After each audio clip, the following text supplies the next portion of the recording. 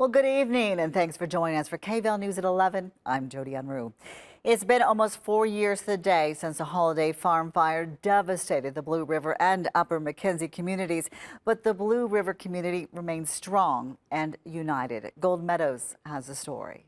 It's an ongoing journey for Blue River families trying to find their way back home after hundreds of residents were displaced in the September 7th holiday farm fire of 2020. 26 miles of the McKenzie River Valley were scorched from Lynn to Lane County. We got a second tap out for another small brush fire that turned out to be a down power line with 100-mile-an-hour winds taking the fire from us immediately because we were one of the first on scene. We knew we needed to change to evacuating people. I was just scared. I remember being scared. Now Just Boykin is back, planting one of the first businesses in the community on the mend with hope in their hearts and more housing and businesses on the way. Opening the business, I saw an opportunity to purchase and open it in a community that needed something, even if it was a coffee shop. We needed a place to gather, to know that we weren't just completely drowned by this fire.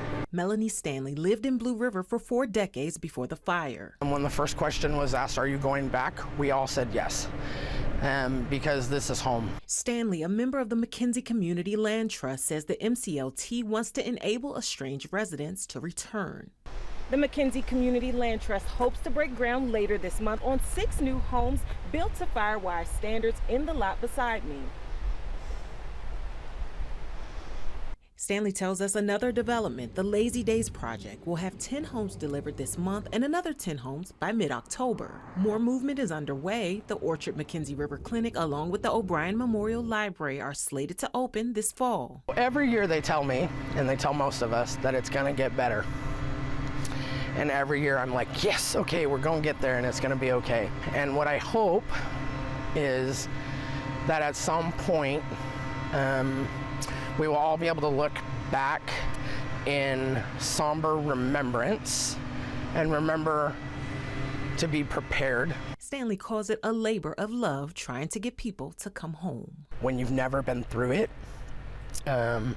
you don't realize exactly the devastation that you're coming home to. When you're sifting through your property and all you have is ash, and there's not one visible thing left of your life, it's a hard reality. Still, she says the town is resilient, surviving by helping each other through the worst of times.